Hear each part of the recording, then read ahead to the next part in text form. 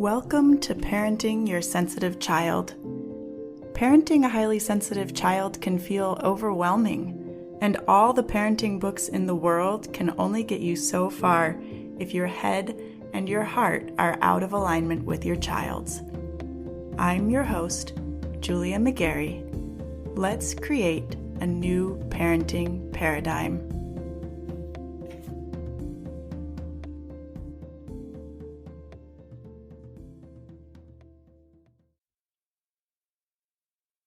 This episode is set to release on October 11th, 2023, the day after World Mental Health Day. And honestly, I think it's perfectly timed, given all that is going on in the world right now, all of the pain, all of the hardship. It's not surprising to be noticing a shift in your or your kids' mental health, really. It's also perfectly timed because the idea of mental health days has been coming up a lot in my family, in my house lately. So I wanted to share this episode with you with that in mind. Today, in honor of Mental Health Day, I want to discuss the idea, the concept of giving our children mental health days, what that can look like for kids, and then I want to extend an invitation for you to step into practice here today with me and do something for your own mental health. Okay? So it's October. The kids in the US have been in school for at least a month at this point. And this is about the time school starts to wear on many kids. If you haven't already, it's a really good time to incorporate more downtime into your kids' routine. We're finding that we need at least one unscheduled day per week. At least. That's our starting point. We're going to see how that goes. Because even having just one scheduled activity per day on the weekend can feel like a lot when your kid has been at school all week, especially if they're feeling any stress at all at school. They need their space, they need their time.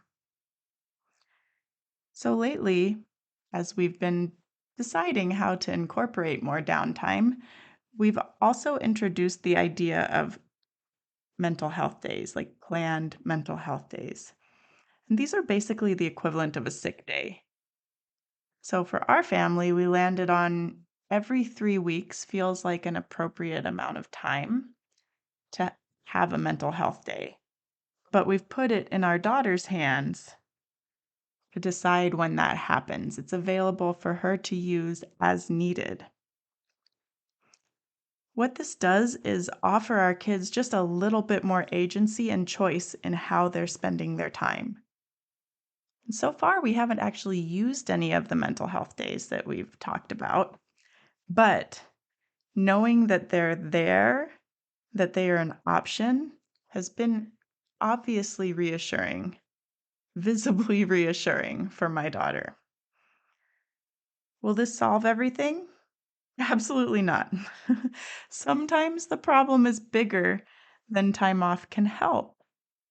But if the school stress is just entering the picture, just starting to rise, this is a good first step and a good way to show your kids that you are listening and that their experience is valid.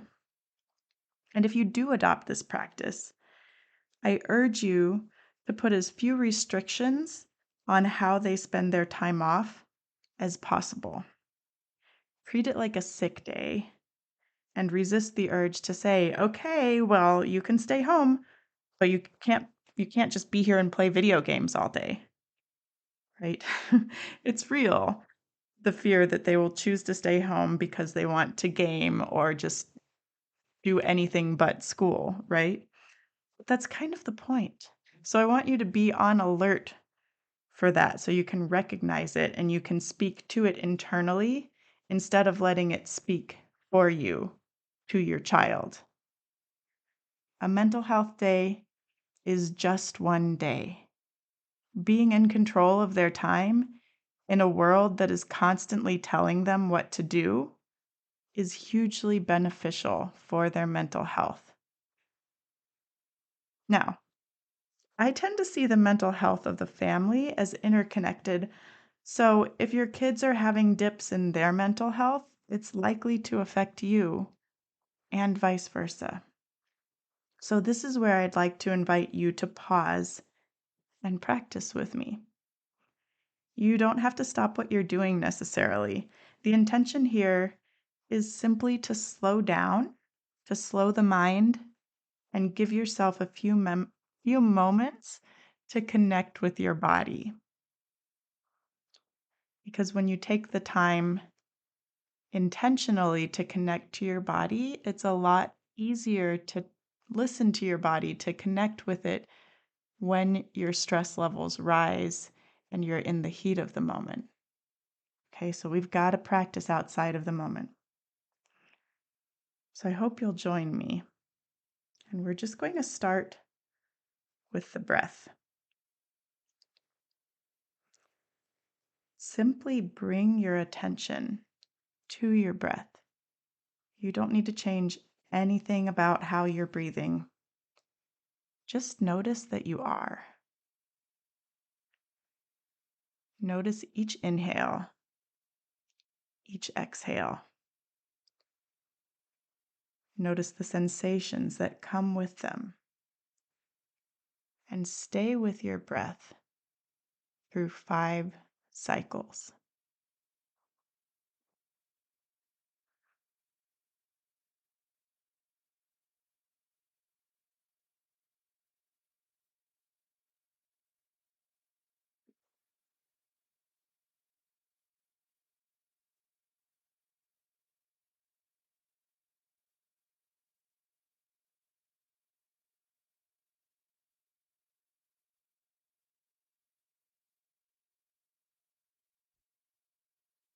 Now, start to notice your points of contact with the world around you, wherever you are.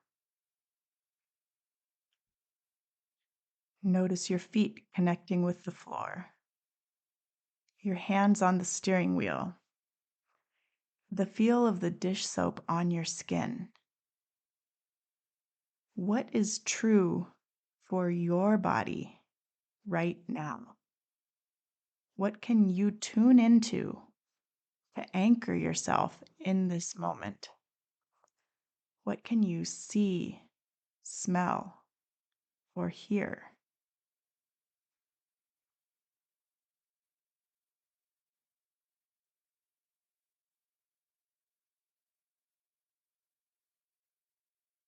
Finally, turn your attention to what's actually happening in your body. Reconnect to your breath and notice any other sensations that arise in your body amidst your breath and your points of contact with the outside world. What do you feel? A tightness in your chest, your shoulders, your jaw? A weight in your stomach? Heaviness behind your eyelids? Or maybe even a lightness in your throat or your chest? Again, you don't need to change any of this consciously. Just practice noticing. Practice listening to your body. Practice being with the sensations instead of being in your mind. The more you do this, the more you may witness feelings begin to shift. The more you do this, the more you can connect what's happening in your mind with the feelings in your body. But even if the only thing that happens is that you step out of your thinking mind for just a moment, that's enough. You are not your thoughts. And no matter how hard you try, you can't think your way to feeling better. You actually have to feel in your body. You have to allow the sensations and be willing to look at them, even if they are uncomfortable, because even when they are uncomfortable, they're just sensations. Not good, not bad, and definitely not permanent.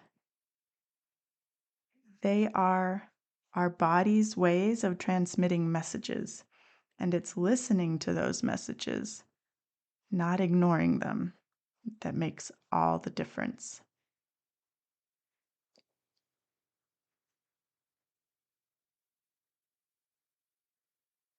Thank you for joining me. I hope this was helpful. Bookmark this episode if you need to. You can come back to it. It's just a very simple practice. But the more you do it, the bigger difference it makes for you in terms of your mental health and in terms of how you're responding to the world around you, to your kids. All right? I hope you have a good week. I will talk to you in the next episode. Do you feel like you're parenting 24/7 and you're still not sure your child is getting what they need? Are you ready to stop parenting reactively and start living in partnership with your sensitive child? Are you ready to reclaim time for yourself and time for your dreams? Then you're going to want to explore coaching with me. I help my clients tune out all the noise, better understand their kids, build a parenting strategy that meets their family's specific needs, and do the mindset work necessary to implement that strategy consistently without sacrificing themselves in the process. To get started, just head over to partnerpath.com, click on coaching, and get your free consultation set up. Let's get to know each other.